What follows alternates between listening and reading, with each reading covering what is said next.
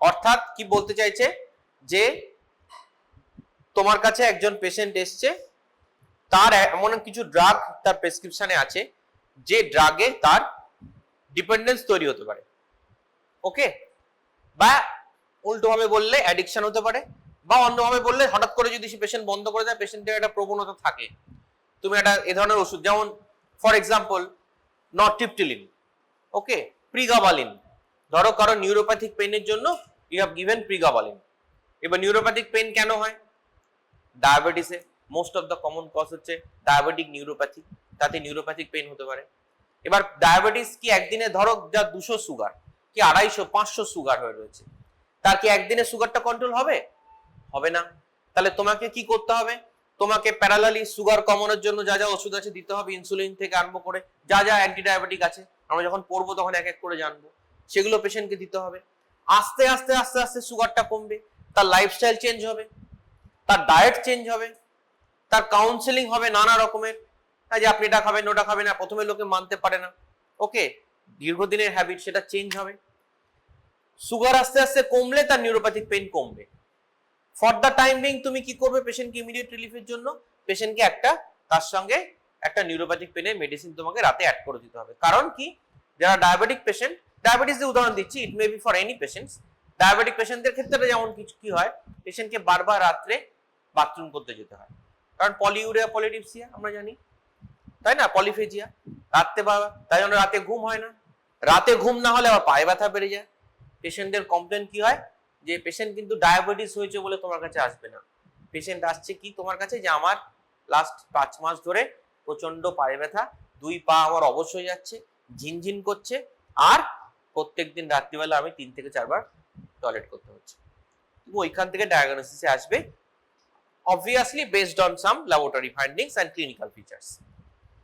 তাহলে পেশেন্টের কি হয় জানো তো, পেশেন্টের যেই সুগারটা কমে গেল 1 থেকে 2 মাসের মাথায়, কিছুটা রিলিফ হলো, ও ভাবলো যে আমি আর নার্ভের ওষুধটা খাবো না, কারণ পাড়া প্রতিবেশী কাউন্সিলিং করে যে ওই বাবা প্রিগাবালিন ওটা তো নার্ভের ওষুধ, ওটা কেন খাবেন, সব বন্ধ করে দিন, খালি সুগারের ওষুধটা খান। অনেকে তো আরো হাইট, তারা বলবে যে আপনার সুগার কন্ট্রোল হয়ে গেছে, অ্যালোপ্যাথিক ওষুধ খাবেন না, এবার আয়ুর্বেদ করুন, পতঞ্জলিতে চলে যান, ঠিক আছে, তো আছে, সবই আছে, ম্যাটার অফ দ্য ফ্যাক্ট, আমি কোনো ডিভিশনকে খারাপ বলছি না, বাট এটা হচ্ছে বাস্তব পিকচার। এবার কি হয়, পেশেন্ট যেই ওই নরট্রিপটিলিনটাকে হঠাৎ করে বন্ধ করে দিল না, পেশেন্টের কি হতে পারে, রাত্রিবেলা ইনসমনিয়া হয়ে যাবে, উইথড্রয়াল সিমটম হয়ে যেতে পারে, কারণ সে 2-3 মাস 4 মাস ধরে ওষুধটা খাচ্ছিল। তাহলে এখন ওই জন্য আমরা এটাকে বলছি যে শুধু ওষুধ দিয়ে দেওয়া নয়, তার সঙ্গে সঙ্গে তুমি কাউন্সিলিংও করো, বিশেষ করে এই ধরনের ওষুধগুলোতে যেগুলো ডিপেন্ডেন্সি ক্রিয়েট করতে পারে, যেগুলোতে অ্যাডিকশন প্রপার্টি আছে, এবং যেগুলো বন্ধ করতে হবে স্লোলি। আমি একটা উদাহরণ দিই, ফর এক্সাম্পল ওয়াইসোলন, প্রেডনিসোলন। প্রেডনিসোলন আমরা জানি রিউমাটিক আর্থারাইটিসে দীর্ঘদিন দিতে হয়, probably if possible life long. আমরা কি করি, ইনিশিয়ালি প্রেডনিসোলন দিয়ে তারপরে অন্য ডিএমআরডি তে ঢুকে যাই, মেথোট্রিক্সেট বা টোফাসিটিনিভ, এগুলোতে আস্তে আস্তে ঢুকে যাই। এবার পেশেন্ট কি হয়, অনেক ক্ষেত্রেই পেশেন্টের 5 বছরের ব্যথা, সে নিয়ে তোমার কাছে এসছে, তুমি তাকে প্রেডনিসোলন দিয়েছো, 3 সপ্তাহের মধ্যে ম্যাজিক্যালি ব্যথা কমে গেছে। পেশেন্ট কি বললো, পেশেন্টকে কাউন্সিলিং করলো, আরে বাবা ডাক্তারবাবু তো স্টেরয়েড দিয়ে দিয়েছে, ওটা বন্ধ করে দিল, তার রিঅ্যাকশন ফ্লেয়ার আপ হয়ে গেল। সে তখন কি করলো, আরেকজন ডাক্তারের কাছে গেল, গিয়ে বললো আমি তো ওষুধের পর ওষুধ খেয়ে যাচ্ছে, আমার ব্যথা সারে না। তাহলে giving medicine is important, but counselling the patient is equally important. অর্থাৎ আরেকটা উদাহরণ দিই কাউন্সিলিং এর, যেমন ফোরাকট ইনহেলার, ফরমেটেরল, তাই তো, আর তার সঙ্গে বুডিসোনাইট। আমরা জানি কি বুডিসোনাইট স্টেরয়েড, পেশেন্টকে তুমি ফোরাকট ইনহেলার দিয়ে দিলে, পেশেন্ট টানতে থাকলো বাড়িতে, এতে কোনো ডিপেন্ডেন্সি অ্যাডিকশন হবে না, কিন্তু দেখো সমস্যা আরেক জায়গায়, কাউন্সিলিং এর কোথায় গুরুত্ব। ফোরাকট ইনহেলার দিলে পেশেন্ট বাড়িতে 2 বার টানছে, 1 মাস পর পেশেন্ট এসে বললো আমার তো মুখে আলসার হয়ে গেছে, আমার মুখে ঘা হয়ে যাচ্ছে, তুমি দেখলে সাদা সাদা সাদা সাদা ছাপ পড়েছে, কি হয়েছে, ক্যান্ডিডিয়াসিস। কেন? কারণ বুডেসোনাইটটা সে রোজ নিচ্ছে, inhalational corticosteroid, that is causing oral candidiasis. তাহলে তোমাকে পেশেন্টকে কাউন্সেলিং করতে হবে, বলতে হবে যে আপনি যতবার ফ্লোরাকড ইনহেলারটা নেবেন তারপর মুখ দিয়ে জলটা কুলকুচি করে নেবেন। ঠিক আছে, এখানে একটা বলি, আমারই এক পেশেন্ট 2 সপ্তাহ আগে, এর অ্যান্সার আমি দিতে পারিনি, পরে ভাবলাম কেন দিলাম না, এটা হচ্ছে আমাকে জিজ্ঞেস করলো, আমি বললাম ফ্লোরাকড ইনহেলার দেওয়ার কত রকম কোশ্চেন আসে দেখো, ফ্লোরাকড ইনহেলার দেওয়ার পর আমি বললাম যে মুখটা কিন্তু কুলকুচি করে নেবেন। তো তার কোশ্চেনটা ছিল ভেরি সারপ্রাইজিং কোশ্চেন, যে আচ্ছা কুলকুচি করে ওটাকে ফেলে দেবো না গিলে নেবো? কারণ তার ধারণা কুলকুচি করলে 80%, তো আমি তার আগে বলেছি যে আপনার কিন্তু মুখের মধ্যে লস হয়ে যাচ্ছে ড্রাগটা, তাই তো 20% রেসপিরেটরি ট্র্যাক্টে যায়, 80% ওরাল ক্যাভিটিতে লস হয়ে যায়, তাহলে তার ধারণা হচ্ছে আমি যদি কুলকুচি করে খেয়ে নিই তাহলে বাকি 80% আমার চলে গেল, তাই না? So this are the kind of questions you have to face and you have to counsel the patient also. Okay, সেটাই আমাদের টপিক, যে ড্রাগ ডিপেন্ডেন্স তো আজকে টপিক হতে পারে না, কারণ এটা প্র্যাকটিক্যাল ক্লাস, ড্রাগ ডিপেন্ডেন্স একটা থিওরিটিক্যাল টপিক, কিন্তু আজকে প্র্যাকটিক্যাল পার্টটাই আমরা ডিসকাস করবো, এবং যেটা এখন পরীক্ষায় দেয়, যে কোশ্চেনটা দিলাম 5 বছরে বা 10 বছরে কিন্তু অনেকবার এসছে এই কোশ্চেনটা, how to council okay a patient. দেখো DSM-5 ক্রাইটেরিয়া বলে একটা ক্রাইটেরিয়া আছে, ওকে, এটা একটা অর্গানাইজেশন যারা সাইকিয়াট্রিক ডিজিজ বা এগুলো নিয়ে একটা ক্রাইটেরিয়া পেশ করে।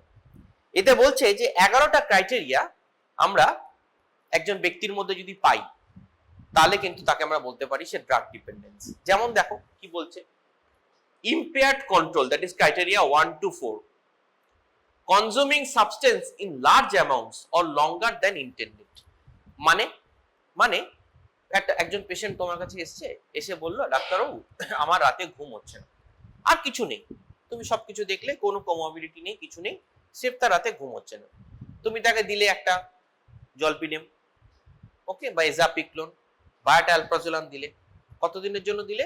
20 দিন। পেশেন্ট 20টা ওষুধ নিয়ে খেতে থাকলো, তার রাতে সুন্দর ঘুম হলো। এবার পেশেন্ট 20 দিন পর বন্ধ করে দিল, ভাবলো যে আবার ডাক্তার কাছে যাবো, 500 টাকা ফিস দেবো, ওই তো অ্যালপ্রাজোলামই দেবে, তার ওষুধের দোকান থেকে রিফিল করে নি। হোয়াইট ন্যাচারাল ওষুধের দোকানে গেল, ওষুধের দোকানদার দিয়ে দিল অ্যালপ্রাজোলাম। তাহলে সে কি করলো? তুমি দিয়েছিলে তাকে শর্ট কোর্স, সে হয়তো তোমার কাছে 6 মাস পরে সে হাজির হবে, এসে বলবে যে আমার তো অ্যালপ্রাজোলাম ছাড়া আর ঘুম হচ্ছে না। তাহলে তুমি যতদিন তাকে দিয়েছিলে সে তার থেকে বেশি দিন ডাক্তারকে ইউজ করছে এবং ডাক্তার ছাড়তে পারছে না। That is one of the biggest cause আর বিগেস্ট সাইন অফ ডিপেন্ডেন্স। আর কি বলছে? Persistent desire to cut down or unsuccessful efforts, for example alcohol. অর্থাৎ পেশেন্ট বুঝতে পারছে যে আমার অ্যালকোহল খাওয়ার জন্য আমার পরিবারের ক্ষতি হচ্ছে, আমার বডি হার্ম হচ্ছে, হাত কাঁপছে, কাজ করতে পারছে না, কিন্তু সে অ্যালকোহল চেষ্টাও করছে, কিন্তু সে অ্যালকোহলটা ছাড়তে পারছে না।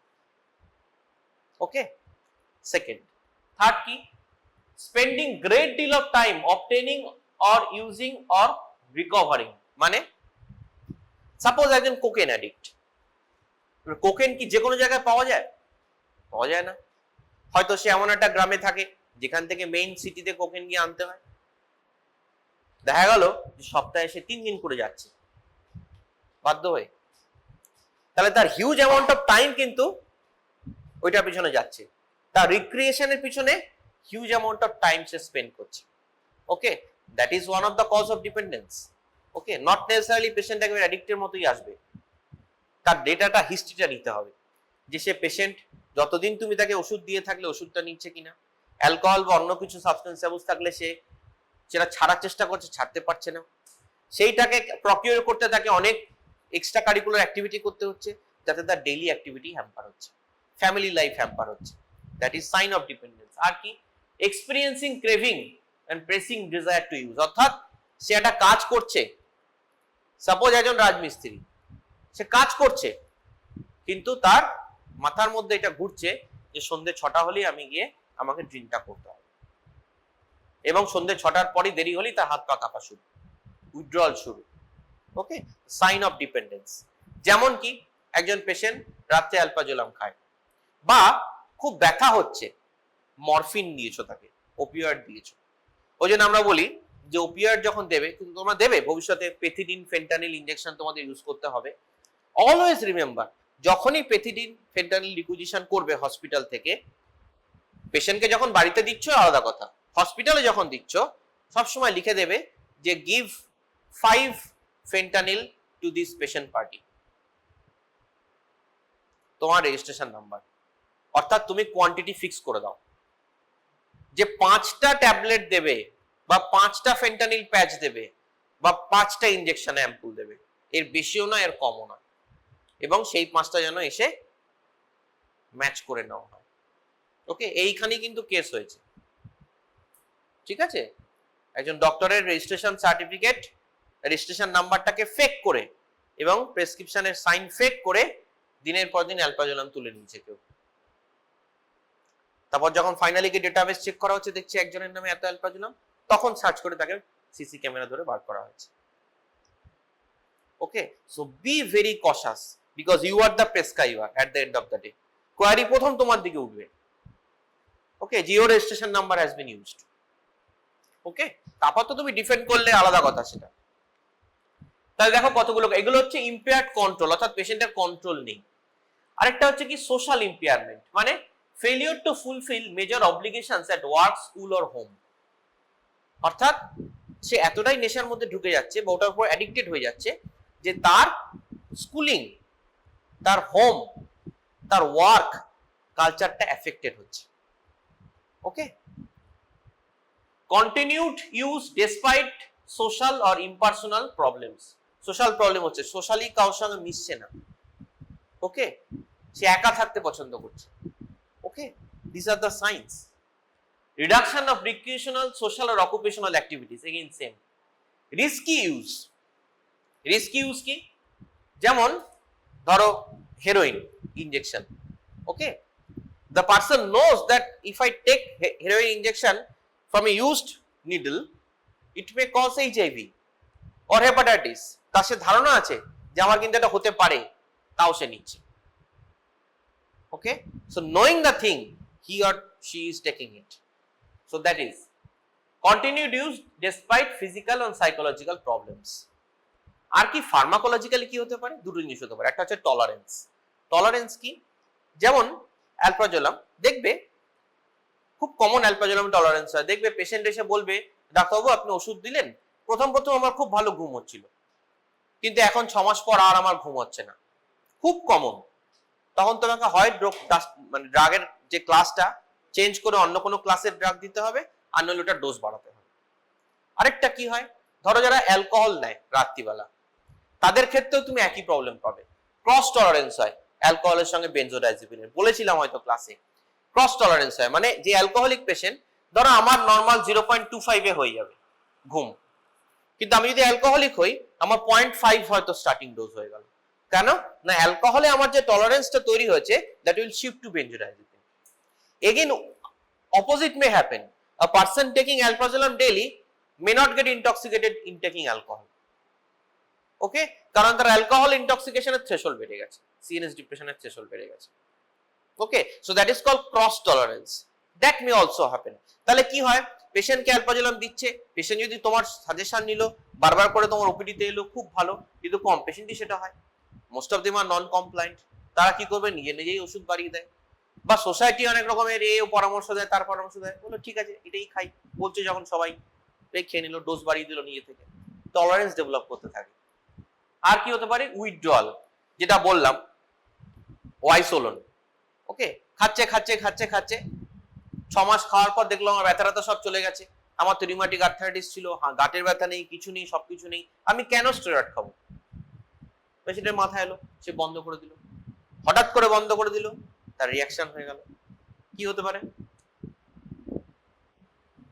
কর্টিকোস্টেরয়েড এখনো পড়ানো হয়নি না? ওকে ওকে, ঠিক আছে ঠিক আছে ঠিক আছে, লিভ ইট। আচ্ছা, একইভাবে হতে পারে, ধরো বিটা ব্লকার, বহুদিন ধরে পেশেন্ট খাচ্ছে, খেতে খেতে খেতে খেতে একটা সময় পেশেন্ট মনে হলো বিটা ব্লকার খাবো না, বন্ধ করে দিল, তার রিবাউন্ড হাইপারটেনশন হয়ে গেল। Okay, so this things happen. Okay, so দেখো এতগুলো ক্রাইটেরিয়া কি সবকটাই থাকতে হবে একজন পেশেন্টের মধ্যে? না, যদি 2 থেকে 3টে ক্রাইটেরিয়া থাকে তাহলে মাইল্ড ডিপেন্ডেন্স, যদি 4 থেকে 5টা ক্রাইটেরিয়া থাকে তাহলে মডারেট, আর 6টার বেশি থাকলে সিভিয়ার। ওকে, তাহলে দেখো কি কি ড্রাগের গ্রুপে মেইনলি ডিপেন্ডেন্স হতে পারে। একটা হচ্ছে ওপিওয়েডস, ভেরি কমন। ওকে, মরফিন, মিথাডন এবং হেরোইন। হেরোইন কিন্তু ওপিওয়েডস থেকে আসে। তোমাদের ওপিওয়েডস তো হয়েছে, তো হেরোইন পড়ানো হয়েছে, ড্রাগস অফ অ্যাবিউজ, রাইট? তো ওপিওয়েডস, অ্যালকোহল অবশ্যই, বেনজোডাইজিপিনস and cocaine and meth, যেটাকে বলে methamphetamine, CNS stimulants. Okay, all these things can cause dependence and addiction and on stoppage withdrawal. Okay, তো you have to be very careful.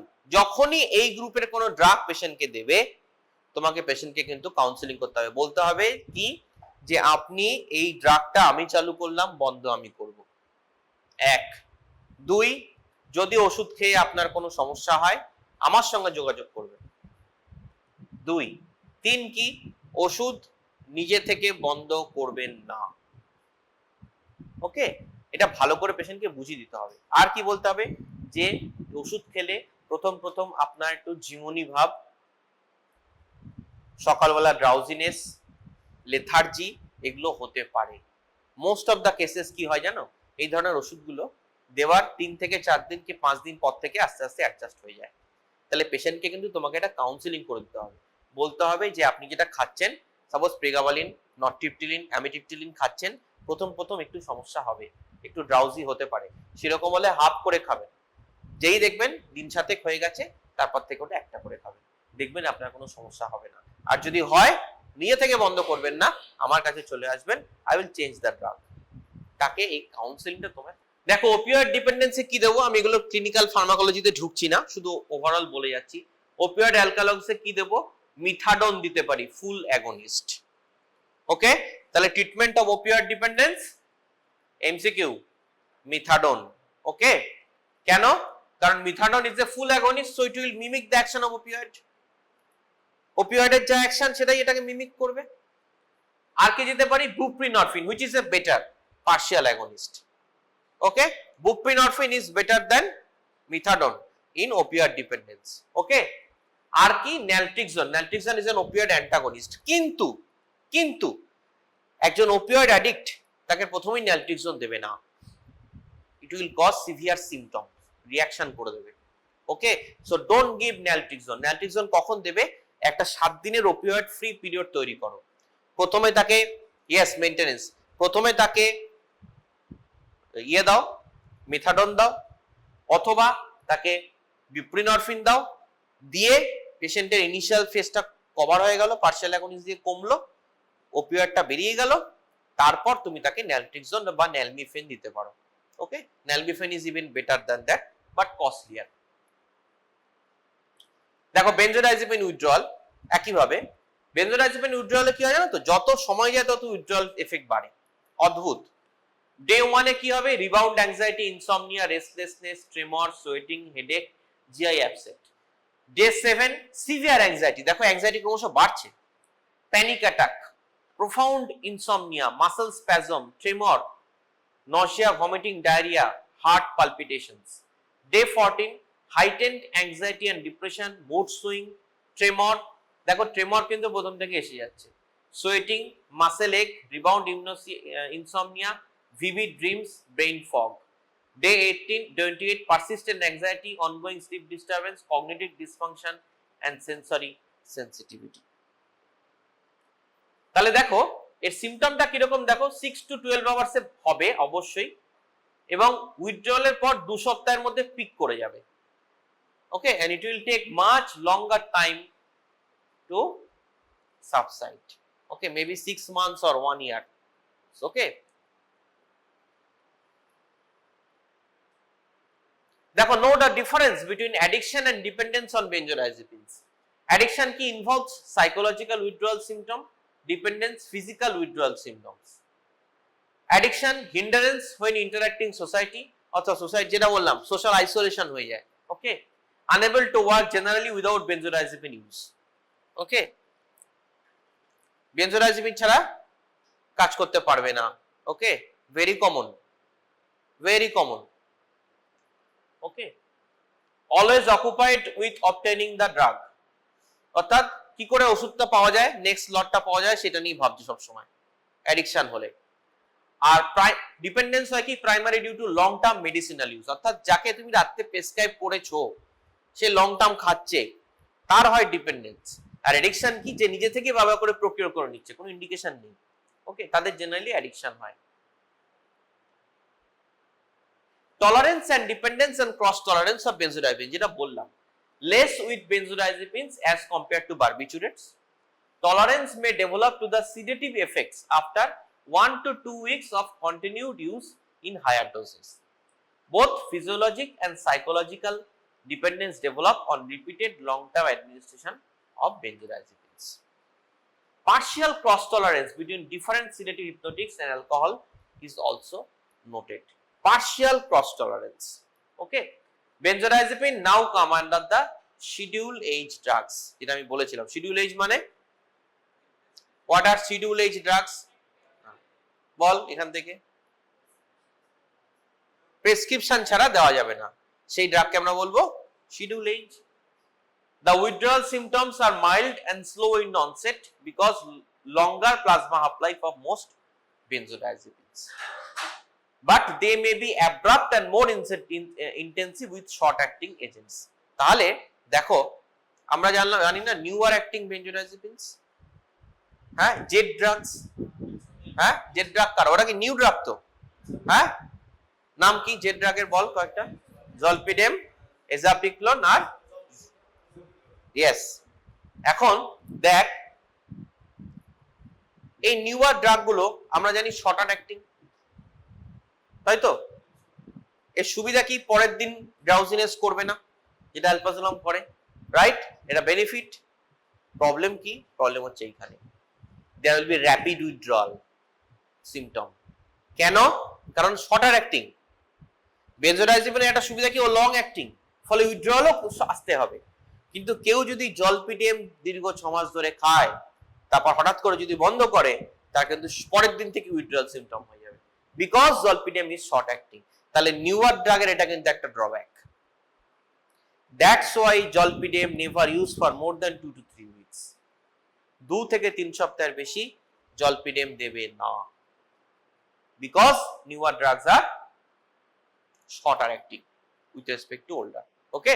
তাহলে এটা কিন্তু newer ড্রাগের একটা ডিসক্রেডিট ওভার ওল্ডার ড্রাগ। আর কি ডিসক্রেডিট হতে পারে বলতে পারবে? বলেছিলাম সিডেটিভ হিপনোটিকে, দেখো, ক্লাসিক্যাল বেনজোডাইজিপিনস, ক্লাসিক্যাল বেনজোডাইজিপিনস মানে অ্যালপ্রাজোলাম, ডায়াজিপাম, লোরাজিপাম, মিডাজোলাম, তাই তো? কোন কোন ক্ষেত্রে দিতে পারো? একটা তো ইনসমনিয়া, আর ইয়েস অ্যান্টি অ্যাংজাইটি, তাই তো? অ্যান্টি অ্যাংজাইটিতে দেওয়া যাবে জেড ড্রাগ? না, দেওয়া যাবে না। তাহলে জেড ড্রাগের একটা ডিসক্রেডিট কি? It is only effective with insomnia but not effective with insomnia with anxiety. অর্থাৎ পেশেন্ট যদি বলে আমার দুশ্চিন্তায় ঘুম হচ্ছে না, never give zolpidem, it won't act, you have to give benzodiazepines. Patient যদি বলে আমার কোনো তো দুশ্চিন্তা নেই, কিছু নেই, সেফ, আমার শুলে ঘুম হয় না, গিভ জলপিডেম, ওকে। আর কি? একটা ইনসমনিয়া, অ্যান্টি অ্যাংজাইটি, আর মাসেল রিল্যাক্সেন্ট, তাই না? Muscle relaxant. তাহলে পেশেন্টের যদি মাসকুলার স্প্যাজম থাকে, পেশেন্টের যদি সারা গায়ে ব্যথা থাকে, তার সঙ্গে ঘুম হয় না, জলপিডেমে কাজ করবে না। তাকে তোমায় ক্লাসিক্যাল বেনজোডাইজিপিনস, অ্যালপ্রাজোলাম, ডায়াজিপাম এগুলো দিতে হবে, ওকে। তাহলে বারবার বলছি, zolpidem is only for insomnia, insomnia and insomnia. If with insomnia there is anxiety, if with insomnia there is muscular spasm, don't give jolpidem, give classical benzodiazepine. Obviously benzodiazepine, classical benzodiazepines, jolpidem কাজ করবে না। কেন presurgical দি? yes, one of the causes retrograde amnesia, patient ভুলে যাবে ওটির সময়টা, right, very good. আরেকটা কজ কি? Because it cause relaxation of the muscle, তাই না? আমি একটা পেশেন্টকে ভেন্টিলেট করব, তার আগে যদি আমি তাকে লোরাজিপাম দিয়ে মাসেলটা, স্প্যাজমটাকে ব্রঙ্কিয়াল মাসেলের স্প্যাজমটা ছাড়িয়ে দিতে পারি, তাহলে ভেন্টিলেট করতে সুবিধা হবে, তাই না? তাহলে প্রি সার্জিক্যাল ইউজে দুটো কজ, একটা হচ্ছে আগের দিন রাতে আমরা অনেক সময় অ্যালপ্রাজোলাম দিই, কারণ কি কালকে পেশেন্টের গলব্লাডার অপারেশন, তুমি জেনারেল সার্জন, তুমি জানো তোমার কাছে গলব্লাডার অপারেশন জল ভাত, পেশেন্টের কাছে তো once in lifetime experience, দ্বিতীয়বার তো গলব্লাডার কাটাতে আসবে না, হয়ে গেল তুমি কেটে দিলে মানে হয়ে গেল, পেশেন্ট আর হয়তো জীবনে কোনোদিন ওটি হবে না তার, তো তার কাছে একটা ট্রমাটিক এক্সপিরিয়েন্স থাকে। অনেক পেশেন্টের কি হয়, রাতে ঘুম হয় না, সব প্যারামিটার নরমাল, তোমরা যখন সার্জারিতে হাউস স্টপ করবে তখন দেখতে পাবে সব প্যারামিটার নরমাল পেশেন্টের, অ্যানাস্থেটিস্ট এসে ওটি ক্লিয়ার করে দিয়ে গেছে, কালকে ওটি হবে, পেশেন্ট অন টেবিলে উঠে ব্লাড প্রেশার 160, ওটি ক্যান্সেল। কেন? তার আগের দিন রাতে ঘুম হয়নি, প্রচন্ড টেনশন, তাই না? তাহলে সার্জারি ক্ষেত্রেও কিন্তু তিনটে অ্যাকশনই আছে, একটা হচ্ছে increase sleep before the day of surgery, number 2 হচ্ছে অন টেবিল সার্জারি ক্ষেত্রে relaxation of the muscle, and number 3 হচ্ছে anti anxiety, again for classical benzodiazepines, not for neural agents. Alcohol dependence already পড়িয়েছি আমি, এটাও ইথানল অ্যালকোহল, ন্যালট্রিক্সন দিতে পারো, কেন ন্যালট্রিক্সন alcohol দিতে দেওয়া যাবে? Again there is cross tolerance between alcohol and benzodiazepines, okay, and opiates, তাহলে আমরা কি করতে পারি, ন্যালট্রিক্সন দিতে পারি, এটা ক্রেভিংটা কমাবে, ওকে, রিওয়ার্ড পাথওয়েটাকে ইনঅ্যাক্টিভেট করে দেবে, ওকে, হ্যাঁ, মেইনটেনেন্স। আর কি দিতে পারি, অ্যাকাম্প্রোসেট দিতে পারি, অ্যাকাম্প্রোসেট কি reduces protracted withdrawal, supports abstinence and safe for liver impairment, acamprosate. আর আমরা জানি ডাইসালফিরাম, বাট ডাইসালফিরাম কখনো দেবে না, ওকে, ডাইসালফিরাম রিঅ্যাকশনটা মনে রাখবে, মেট্রোনিডাজলে হয়, কিছু কিছু সেফালোস্পোরিনসে হয়, গ্লিসিওফালভিন কিছু কিছু অ্যান্টিফাঙ্গালও ডাইসালফিরাম হতে পারে, mainly metronidazole, but don't give disulfiram. দেখো, ethanol tolerance and dependence are associated with changes in GABA receptor function. Benzodiazepines such as diazepam and chlordiazepoxide reduce the tremors, agitation and other effects of acute alcohol withdrawal. Use these medications in a patient experiencing withdrawal from chronic alcohol abuse can also prevent the development of withdrawal seizures, that is called delirium treatment. কিভাবে দেবে chlordiazepoxide? Patients should begin treatment as soon as they are able to tolerate oral medication.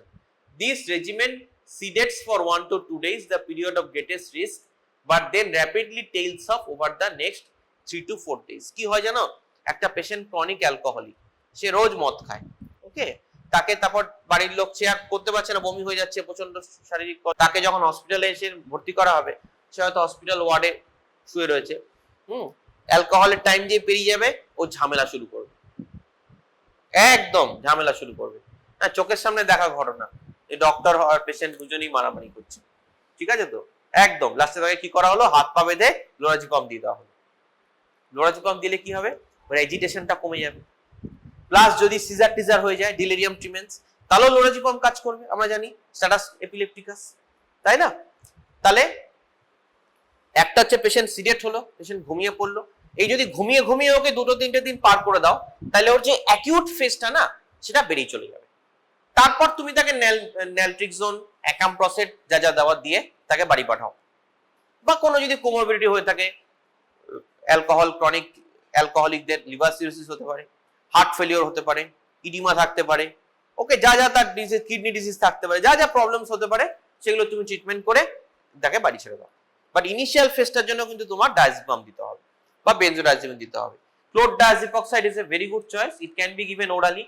দেখো, day 1 এ আমরা দিচ্ছি কি 20 milligram QDS, day 2 তে দিচ্ছি 20 milligram QDS, day 3 20 milligram TDS, day 4 20 milligram BD, day 5 20 milligram BD, and day 6 it is stopped. So slowly আমরা এটাকে বন্ধ করে রাখবো, chlordiazepoxide in alcohol withdrawal, okay.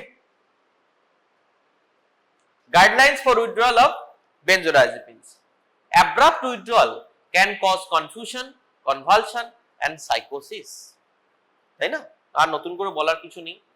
The more common withdrawal symptoms is of insomnia, anxiety, sweating, appetite loss, disturbed sleep and vivid dreams, রাতে দুঃস্বপ্ন, okay. These symptoms are very similar to to those for which benzodiazepine may have been prescribed in the first place, তাই না? অর্থাৎ patient কি বুঝবে? Patient দেখলো যে ডাক্তারবাবু আমাকে ওষুধ দিল, আমি খেলাম 6 মাস, খাওয়ার পর আমি বন্ধ করে দিলাম, আমার তো যা রোগ ছিল তাই রয়ে গেল, উল্টে আরো বেড়ে গেল। ওকে, তাহলে কাউন্সেলিং লাগবে। ওকে, withdrawal symptoms can occur within few hours for short acting but up to 3 weeks after cessation for long acting drugs. For patients who have been taking benzodiazepine for a long time, it is advised that the dose may be reduced by 2 to 2.5 every 2 weeks. তাহলে আস্তে আস্তে ডোজটাকে কমিয়ে আনো। ওকে, একবারে বন্ধ না করি। তাহলে মেডিকেশন অ্যাসিস্টেন্ট ট্রিটমেন্ট, যেটাকে আমরা বলি ম্যাট, প্রিন্সিপালস অ্যান্ড ইন্টিগ্রেশন। তাহলে প্রথম হচ্ছে ম্যানেজ দ্য উইথড্রয়াল, পেশেন্টের যে উইথড্রয়াল সিমটম হবে সেটাকে তুমি ম্যানেজ করো, নাম্বার 1। নাম্বার 2 হচ্ছে রিডিউস ক্রেভিং, তার ক্রেভিংটা কমিয়ে আনো জিনিসটার প্রতি। নাম্বার 3 হচ্ছে প্রিভেন্ট রিল্যাপস ঠেকাও। হার্ম রিডাকশন, অর্থাৎ যার যে ক্ষতি হচ্ছে সেটাকে রিডাকশন করো। ট্রিটমেন্ট রিটেনশন, পেশেন্টকে ধরে রাখো ট্রিটমেন্টের মধ্যে, ট্রিটমেন্ট থেকে বেরোতে দিও না। আর কি, আউটকাম মনিটরিং। এটা খুব ভালো কাউন্সেলিং এর মেথড। আমরা বলি যে অ্যালকোহলিকদের ক্ষেত্রে এটা বিদেশে খুব করা হচ্ছে। সেটা হচ্ছে কি, যে ধরো দেখা গেল যে তোমার ক্লিনিক থেকে 10 জন অ্যালকোহলিক পেশেন্ট তারা সাকসেসফুল অ্যালকোহল ছেড়েছে এবং তারা রিকার করেনি। ওকে, এবার তোমার 5 জন পেশেন্ট আছে যারা এখন অ্যালকোহলে খাচ্ছে বা কিছুতেই সেখান থেকে বেরোতে পারছে না। ইউ মেক আ ডাইডাক্টিক সেশন, তুমি সবাইকে নিয়ে যারা সাকসেস করেছে তাদের সঙ্গে যারা সাকসেস করতে পারেনি তাদের ইন্টারাকশন করাও। Okay, so they will get motivated seeing those people who have successfully left the drug and leading a happy life. Okay, if they have to have an interaction with those people, তাহলে কিন্তু দেখা যাচ্ছে তাদের মধ্যে একটা psychological effect পড়ে। যারে বাবা, যে সেটা একা করতে পারছিল না, সে যখন সামনে একটা রোল মডেল পেলো, যারে বাবা এই লোকটা তো করেছে, তখন কিন্তু দেখা যাচ্ছে তার কিন্তু তার যে টলারেন্স লেভেলটা সেটা কিন্তু অনেক ইমপ্রুভ করছে। অর্থাৎ পেশেন্ট তার যে ক্রেভিংটা সেটাকে আটকে রাখার চেষ্টা করছে। তাহলে সবসময় মনে রাখতে হবে, যখনই তুমি এই ধরনের ডিপেন্ডেন্স অ্যাডিকশন উইথড্রয়াল ট্রিটমেন্ট করবে, 50% part is medication and 50%, maybe more than that, is psychological or behavioral counseling. So you have to counsel the patient, that is equally or maybe more important than pharmacotherapy. Okay, তাহলে এখানে তোমাদের কোশ্চেনটা আসছে, সেটা হচ্ছে patient counselling for drug dependence. দেখো কি লিখবে, বইতে কোথাও লেখা নেই, ওই জন্য আমি লিখেছি, is a vital therapeutic process focusing on behavioral changes, relapse prevention and addressing underlying psychological issues. It utilizes techniques like cognitive behavioral therapy, CBT, and motivational interview to help individuals understand trigger, build coping skills, and adopt healthier lifestyles for a long-term sobriety. Key components of counseling in drug dependence: assessment and goal setting, tailored plans addressing the patient's specific drug use patterns, social and medical problems. Behavioral therapies includes individual, family and group therapy to help patients identify and change unhealthy behaviors. দেখো অ্যানসারটা কিন্তু কিছুই কঠিন নয়, ওকে, গল্পের মতো, ওটাকে ব্যাখ্যা করতে হবে একটু। রিল্যাপস প্রিভেনশন, যেগুলো আগে বললাম, developing strategies to manage craving, stress and high risk situations. Motivational enhancement, enhancing the patient's motivation to change, often challenge due to ambivalence about the treatment.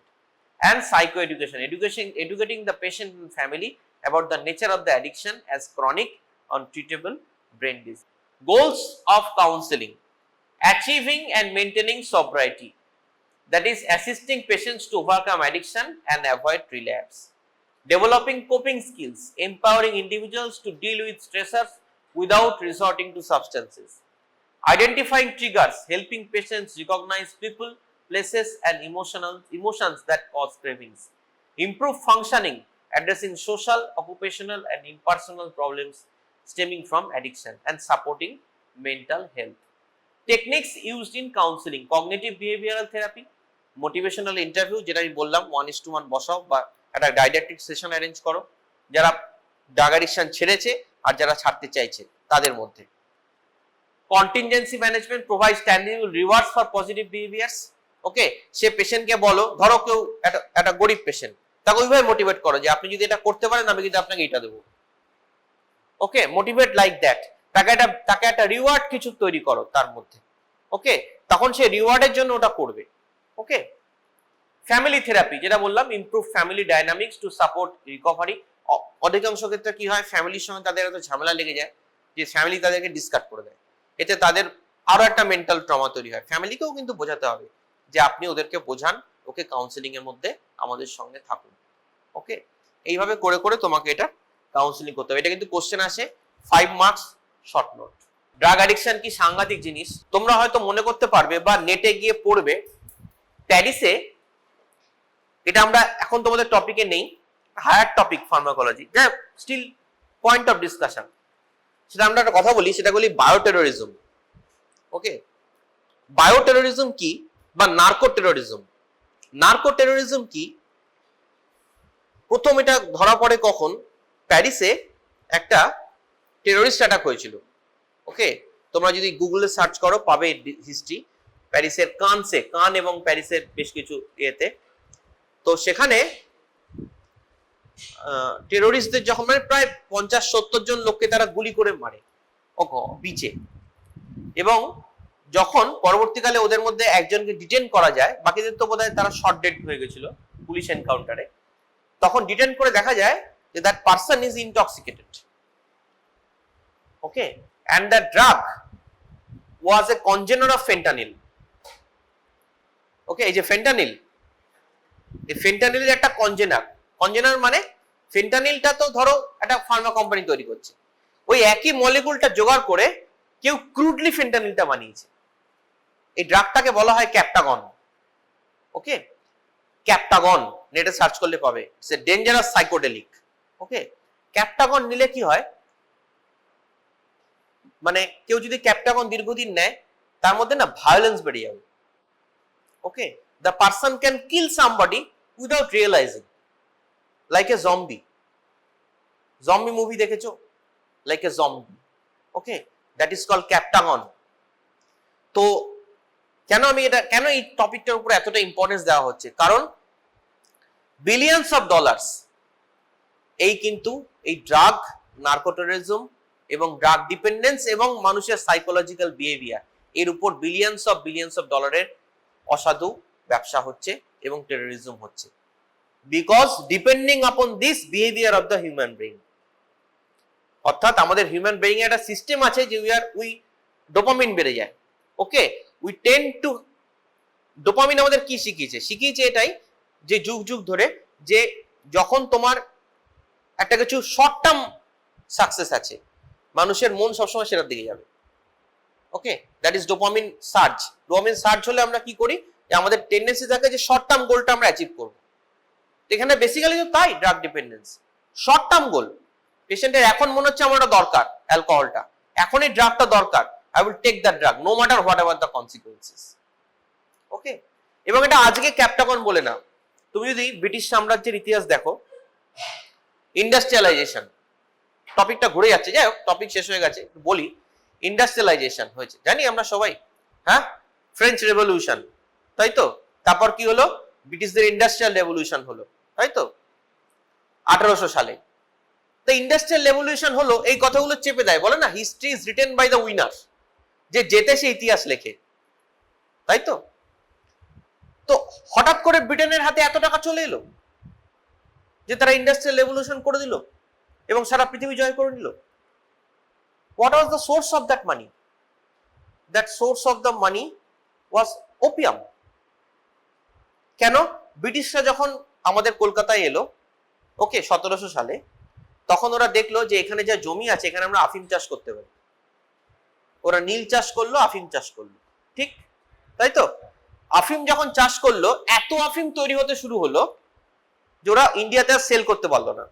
আর দেখলো ইন্ডিয়ানরা তো আফিম খায় না, ঠিক আছে, তো কোথায় সেল করবে, ওরা দেখলো চায়নায় সেল করা যায়। তো চায়নাতে যখন সেল করতে গেল, চাইনিজ গভর্নমেন্ট ওদের আটকে দিল। তখন ব্রিটিশ গভর্নমেন্ট কি করলো, একটা হংকং এ একটা বেস তৈরি করলো। That was the formation of Hong Kong. Depending upon drug money. Okay, Hong Kong A base করে ওরা চায়নাতে ড্রাগ সাপ্লাই দিতে লাগলো। And the money collected went through East India Company to Great Britain. And that money was the money which funded the British Railways and subsequent industrial revolution. Okay, so depending upon this thing, addiction and this opioid, the entire industrial revolution was done. This incident is not in any books. Okay, lots of studies have revealed that. Okay, so you have to be very cautious whenever you are prescribing this kind of drugs, because 70% to 80% chance the patient will get addicted.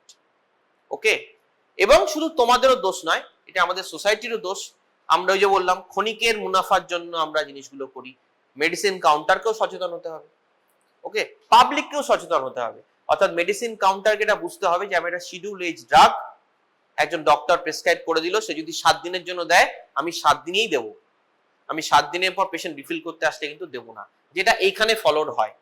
Being a tertiary care hospital, being a medical college, we follow that rule in Shantiniketan medical college. কারণ আমি জানি আমার প্রচুর patient ওপিওয়েডসে আছে বা অ্যালপ্রাজোলামে আছে, তাদের কিন্তু 1 মাস পর যখন তারা আসে তাদেরকে ওপিডি থেকে যে নিচে যে medicine counter, they refuse. They always tell that you go and visit doctor again, and if he again prescribes, I will again give you the medicine. That should be the goal.